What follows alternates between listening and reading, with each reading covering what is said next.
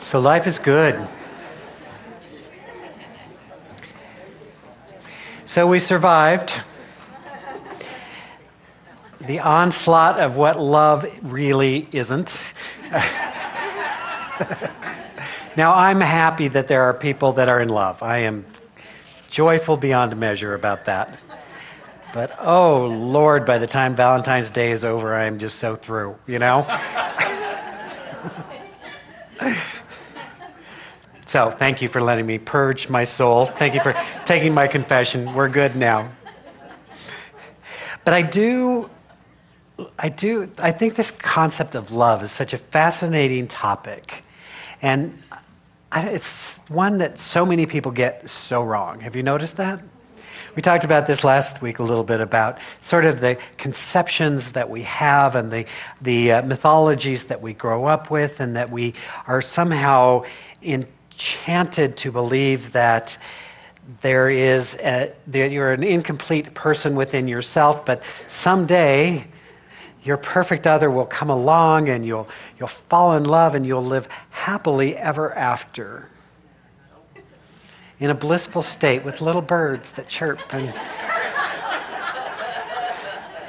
And so we go in search of the beloved. And, you know, some of us kissed a few frogs along the way, baby, right?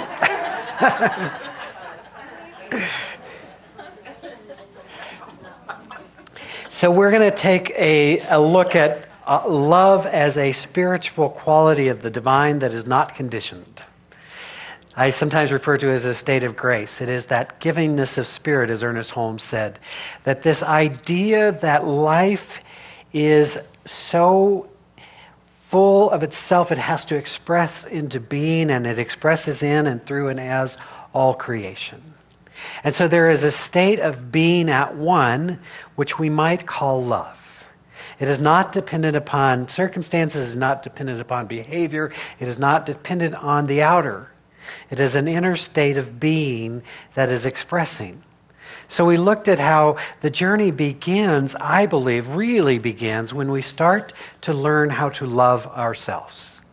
When we learn to, not from an egoic state of mind, but from just a really simple and profound awareness that we are the emanation of the divine. And that because of who we are, not because of what we do, what we've accomplished, or what we haven't accomplished, but rather just by a state of being, we are worthy and deserving of unconditional love. And so as we move into that state of awareness, we find that there's a more authentic way to live our lives.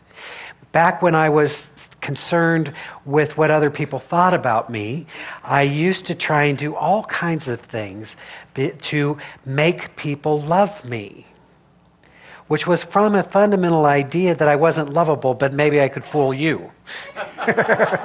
Right? Maybe you won't catch on for a while, you know. When I began this journey and really learned to own being me, all of it, the fullness of that, it began a new experience of life. And so when we talk about being healthy and being authentic and being in that state of givingness, it is not that we somehow have perfected this thing called life, because none of us have. We're all growing into it, aren't we?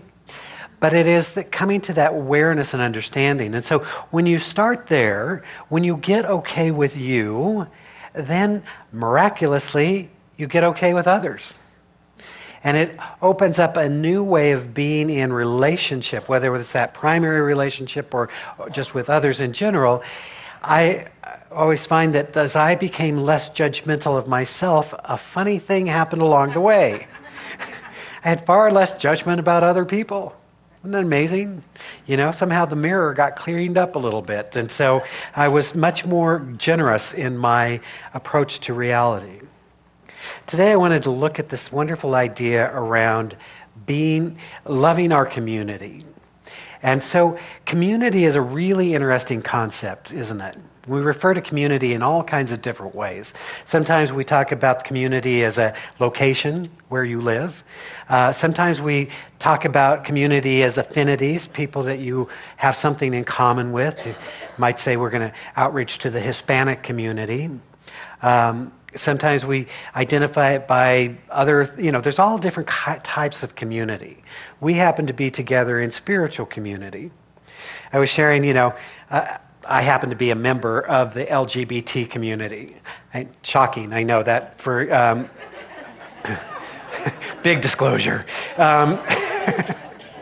But I love, here's what we do with people sometimes. We make these assumptions about people that are in a community. And so years ago, this was so great. It was this lovely woman, and I know she was just being open and inclusive and wonderful. And she says to me, I have a nephew in Florida who's gay. Do you know him?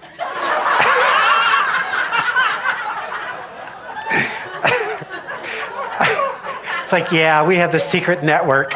We all know each other, right? So sometimes we make assumptions about people based on the community that they're a part of, right? And sometimes if we're not careful, we allow our bias or our stereotypes to define others. So it's a wonderful thing to me because one of the ways we create community is around our spiritual tradition, right? You see this in particular, I see this in particular in the Jewish faith, in the Catholic faith, and in the Mormon faith, right? It's a very much a way of identifying. I think for Protestants, we're okay with, Protestants are good at I'm going to protest and go to this church now, right? It's part of the culture. But, but in those faith traditions, you really get this sense of that it's more than just, this is what I practice. It's kind of, this is how we are. Certainly know, since I've been here in Salt Lake, that, a few of you come out of the LDS tradition, it turns out. And for some, that was a very easy and graceful transition, and for some, it was pretty difficult. I see that. Because it's not, like I said, not like the Protestants who are Methodists one week and then become, Episcopalians the next, no big deal. But, when you make that change, it can be really I'm not giving up just my faith, I'm giving up my family, my community, my standing, all of that sort of thing.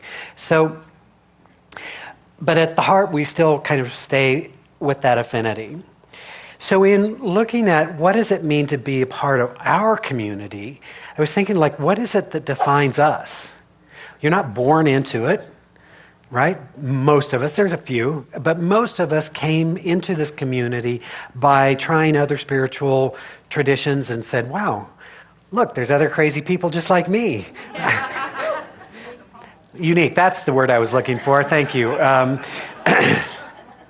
Who are taking a different approach to reality. And so in many ways, what defines us in this spiritual tradition is we hold an ideal, we hold a vision, we hold a sense of how life works. For me, as I grew up in a different tradition, I very much had a sense of God as the other, God as the outside. And I felt my job was to convince God why he should give me what I want. When I want it, the way I want it, So I had quite a sales job going on there because I knew I wouldn't perform my end of the bargain. But nonetheless, it was that sense of the other. But in this faith tradition, we're saying we believe that there's one living presence, one power, one being. It is life itself. There is an intelligence at work in this universe, and it is expressing itself in and through and as all of creation. Which, if that is so, that means the divine is expressing through each one of us. And if that is so, that means each of us is one with the divine. Well, that changes everything, doesn't it? Because now I'm not trying to convince something outside of myself as to why it should intervene in my life, but rather I'm seeking to move into a state of awareness and a state of consciousness that recognizes it already is and allows it to be revealed in my life. Fundamentally different, isn't it? And so when we start to move in that direction, it's really good to have community to support us in that.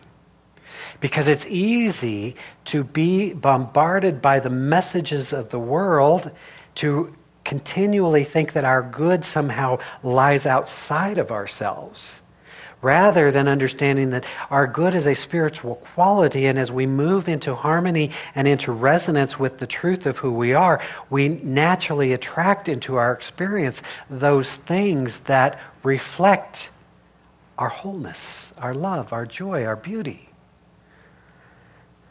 So that idea binds us. I often say this, but I do love the fact that all of us are here by choice. I kind of love that. It kind of annoys me sometimes. There are times, let me just be honest. Can I just be honest with you? Kind of annoys me sometimes. Because there is that part of me that just wants to tell you what to do and have you do it. And I think, God, if I could just threaten them with hell, you know? They're like, no, I don't even believe in hell. You're not the boss of me, no. I'm going to make my own choices. I'm going to be enlightened, you know. So, okay, look what we've created a monster, right? But I do love that we get to be here by choice. I do love that all of us are in this room are here because we chose to be here. And we're on this path because we chose to be on this path. It's a beautiful and wonderful thing. And so as we're growing and becoming into that, we realize that there's some things that define us as community. So we have some, and in this community, we simply say, you know, we have spiritual practices that we share. We teach a method of prayer, which is affirmative prayer. Again, not an asking prayer, saying, God, won't you let me have, but rather to recognize and allow that the divine is already full, and it is our job to recognize, to affirm what is already so, and to allow that to be expressed. So we teach a method of prayer called affirmative prayer.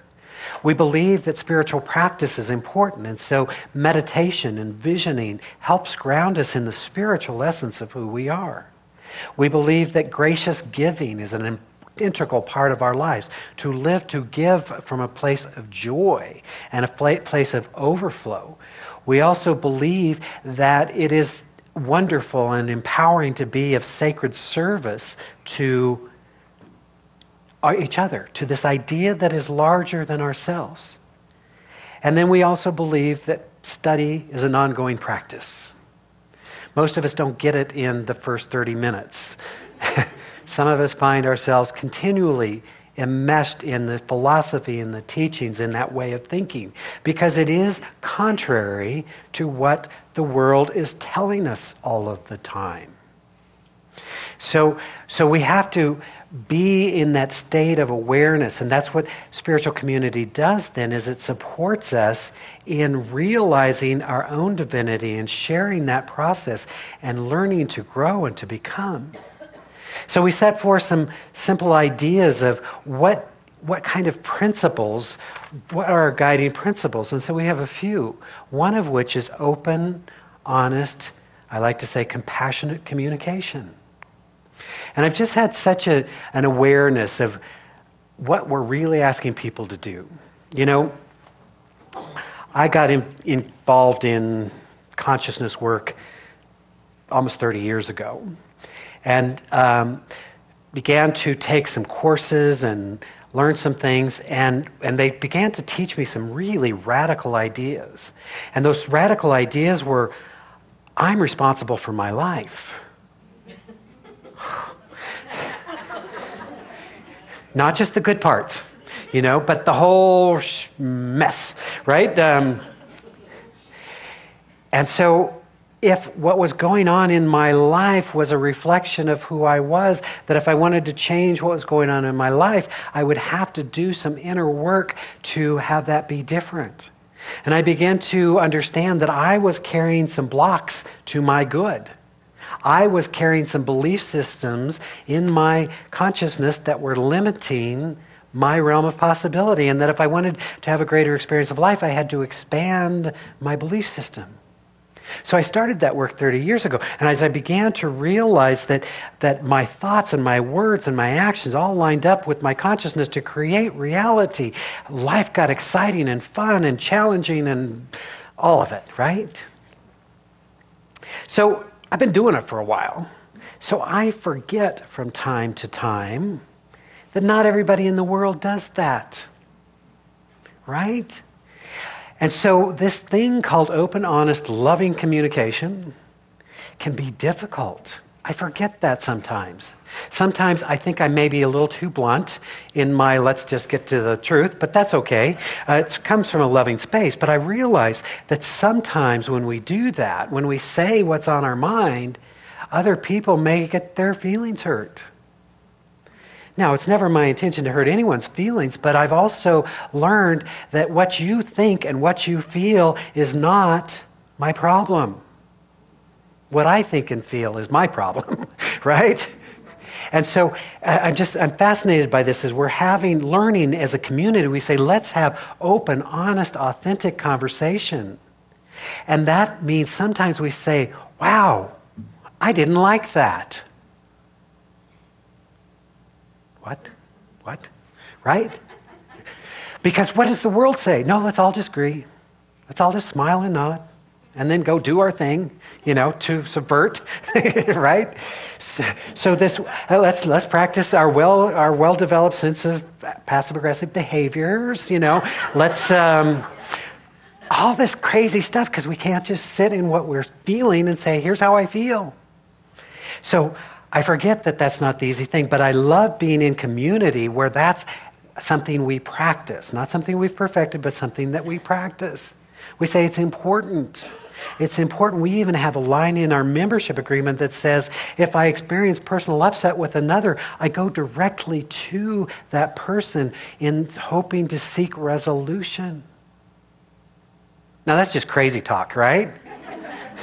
Because everybody knows nothing ever gets solved that way. Doesn't the world model say, if you have a problem with someone, go talk to somebody else? Have coffee, and let's talk about them. And let's be in agreement about what a horrible person they are. And then we both get to feel better because now we're a better person in the world. Right? So we say, no, well, that's one way. But what if we actually talk to another directly? That can be uncomfortable until you get it. And then it's like, oh, well, that was easy. Look, we were both feeling the same thing. Was just so aware that when we get beyond, and what underlies all of that is this mistaken idea that if I am authentic, you won't love me. Right? That if I show up as my authentic self, you might not love me. And that would be a fate worse than death, wouldn't it? So let me figure out what I think you want and be that. And please don't change your mind, because it was hard enough figuring it out the first time, right? Here's the crazy thing. Once I learned how to be authentic, I had more love in my life than I could have ever imagined. Now explain that, right? So it's so empowering to learn that. And so we get to have a workshop where we say, this is one of the things that we do. We believe in working as teams. And here's what I know after 25 years of doing ministry, that sometimes people disagree about the best way to get there. Isn't that amazing? I often say, if there was ever a model for how not to do church, we created it. We said, let's just take independent people with their own opinions about everything and just say, go that way. And 14 of them say, no, I want to go that way. And others want to come. It's like, what were we thinking? But we're all here by choice. So we get to choose, we get to learn new skills and behaviors. And my hope and prayer is that then those skills that we practice here get to translate into the world. Somebody was recently telling me about an experience they had with their boss. And they practiced authentic communication, and it opened up a whole new experience in their office. Wow. Right? We talk about learning to be accountable, to be our word. You see, one of the things I see sometimes in volunteer organizations is we treat volunteerism if it were somehow different.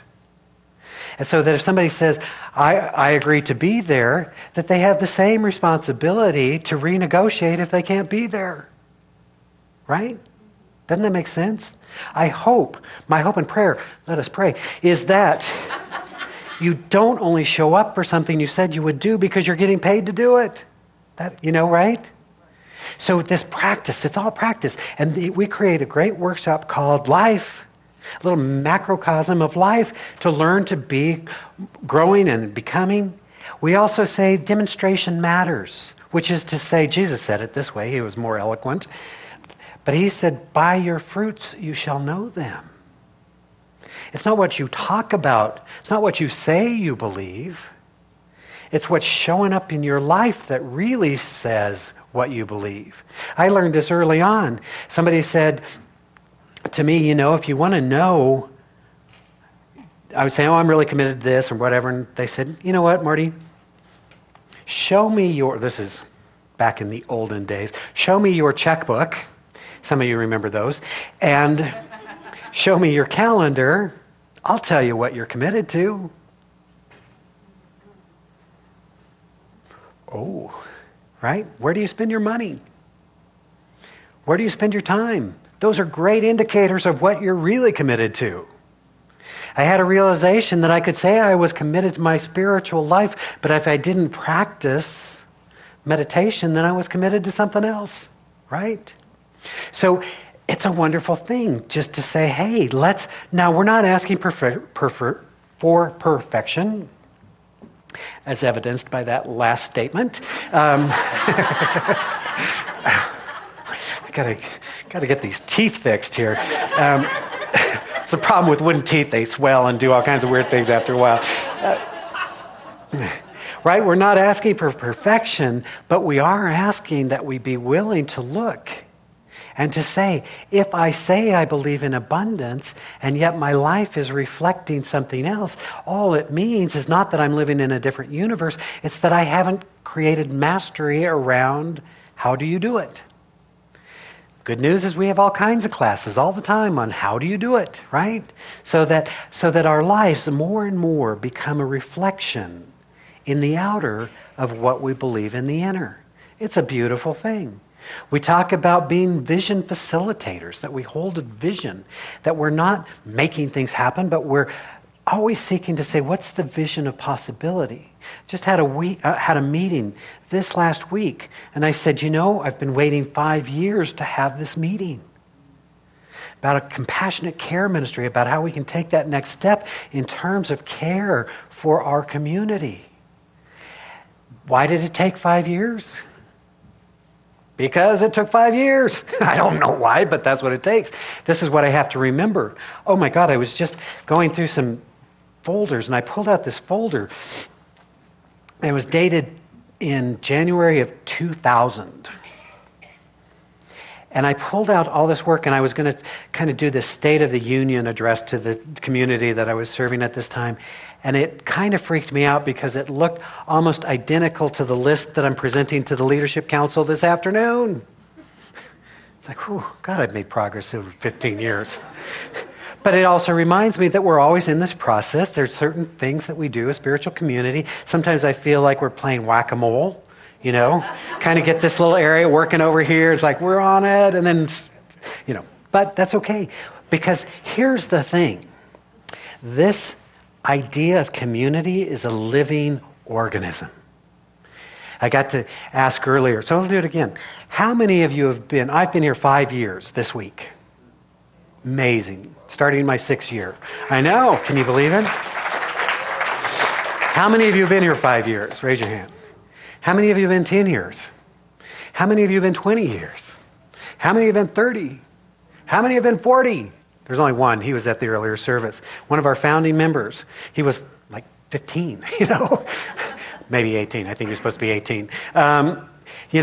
It's an amazing thing. So this organism has grown and changed and evolved, and it becomes this different thing, and different ministers serve, and different people come, and we all give our money to it, and the money goes. And you go, well, what is it? Where is it? It's a living idea that expresses through people. I'm struck by that because what I realize is that what we're enjoying today was an idea others had, that somehow we've become a part of an idea, and we're serving an idea that will serve others as life goes on. It's a beautiful thing. I'm going to Las Vegas this week, Vegas baby, to go to a church convention. I know. Something odd about that statement. But that's where they're having it, so I'm going. And so I have a friend who was one of my kids in my youth group when I was the youth director. I used to take her to camp. She's 15, 16 years old. I'm going to have lunch with her this week with her daughter, who's about 15 or 16 years old. I think, oh my God, how did this happen?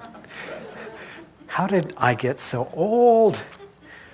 But I love that because it's just exciting to me because work that we did years ago is showing up today, and the work that we do today shows up tomorrow, and that we always want to be in that idea that we're part of a living organization. We're part of a living organism. Life is a living organism, and we're contributing our piece to it.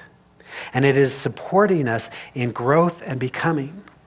So I realize I've had a very profound, I don't know, my head's been in an interesting kind of reflecting, looking forward state of mind, and I just realized I want to say something to you today. I really want to honor you for doing this work, for being willing to be conscious.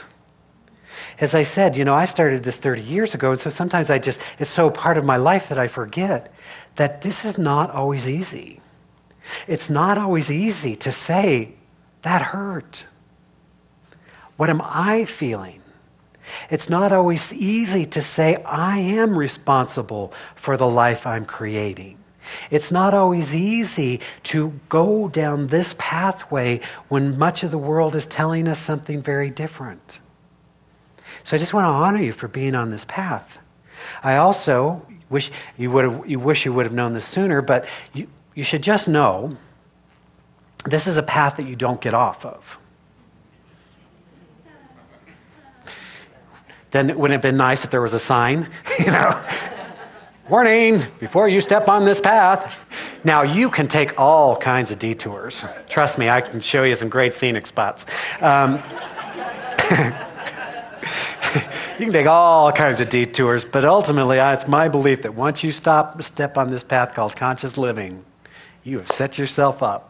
So my feeling is you can either resist it and then get on with it, or just get on with it. Either way, it's up to you, but it's all good. What I love, though, is that we are in spiritual community together around an idea with a commitment to supporting ourselves and each other in growing into it, in growing into that idea. We're not asking for perfection. None of us have perfected it. We are looking at how am I progressing. So for me, what I love is as I've made peace with myself, realizing that my project's not quite finished yet, either as anybody else's.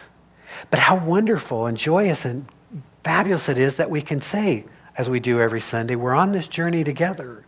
We're recognizing our divinity. We're honoring our humanity, and we're nurturing the spiritual journey so that we can all remain together, becoming more evolved, becoming more aware, and hopefully being a light in the world that spreads out in a world that needs a lot more light. The ego believes in separation. The ego says there's me and the other, whatever the other is. But the divine says there's only love. There's only one. There's only one diamond with many facets. And so as we become more evolved souls, we're going to recognize the brotherhood and sisterhood of all humanity. It is as it always has been, it is the fundamental question before us today. You can turn on the news and you see that there's a lot of people that don't get this yet. Right? That want to divide ourselves. You see, ego goes into separation. Them and us. And so we separate by religion. We separate by race. We separate by ethnicity. We separate by class. We separate by all these ways. We come back to the fundamental truth that we're all one. We're all part of a whole. And when we awaken to that possibility, we will embrace the vision that the masters have brought forward time and time again. That there is a potential for a spiritual awakening across humanity that will allow peace to reign supreme, joy to be made known, that all will survive. This is the eternal quest, isn't it? What I came to the realization was it's good to work for the outer, but it's better to work for the inner first. Then when I've come to peace within myself, I can be a peacemaker in the world. When I've learned to love myself, I can be extraordinarily loving to others. When I learn to do all these things for myself, then I'm coming from a place of sharing my light. It's a beautiful thing. So again, I just want to honor you. I want to honor you wherever you, I don't know how long you've been on this path, but, good on you. Good on you for staying with it. Because it is challenging, isn't it? Don't you just have days you just want to go completely unconscious? And can we be honest, don't you have days where you go completely on? Yeah, I know. We all do. It's good. Nothing like a pint of ice cream and just, something mindless to make you think like it doesn't matter, right? But then we come back and we practice and we remember and we love and we pray and we bless, and it's good. So I honor you for that. Let's take a moment to pray together, shall we? As we simply turn inward and we honor and acknowledge the fact that indeed there is but one life, one power, one presence, one divine being. And that whatever name we assign that, it is the one. So we allow our hearts to be opened in this moment. We breathe deeply into the awareness of unconditional love. We breathe deeply into the presence of peace, of joy, of harmony.